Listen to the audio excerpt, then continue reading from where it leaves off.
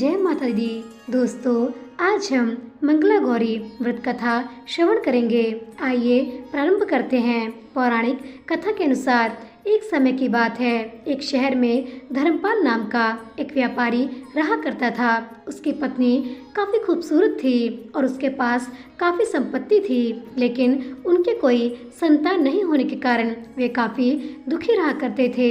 ईश्वर की कृपा से उनको एक पुत्र की प्राप्ति हुई, लेकिन वह अल्प आयु था। उसे यह श्राप मिला था कि 16 वर्ष की उम्र में सांप के काटने से उसकी मृत्यु हो जाएगी। संयोग से उसकी शादी 16 वर्ष से पहले ही एक युवती से हो गई, जिसकी माता मंगला गौरी व्रत किया करती थी।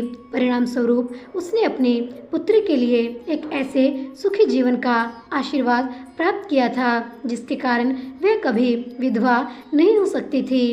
अतः अपनी माता के इसी व्रत के प्रताप से धर्मपाल की बहू को अखंड सौभाग्य की प्राप्ति हुई। इस वजह से धर्मपाल के पुत्र ने 100 साल की लंबी आयु प्राप्त की।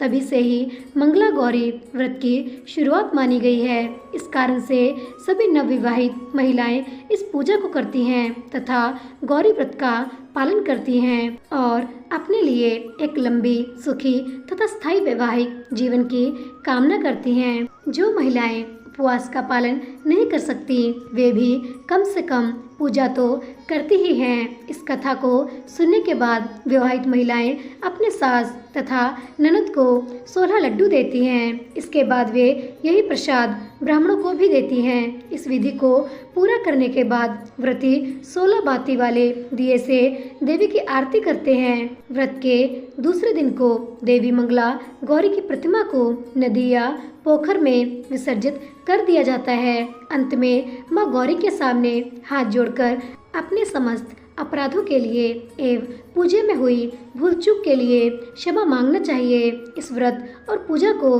परिवार की खुशी के लिए लगातार 5 वर्षों तक किया जाता है। अतः शास्त्रों के अनुसार यह मंगला गौरी व्रत नियमों के अनुसार करने से प्रत्येक मनुष्य के वैवाहिक सुख में बढ़ोतरी होकर पुत्र पौत्रादि भी अपना जीवन सुखपूर्वक गुजारते हैं। ऐसी है इस व्रत की महिमा।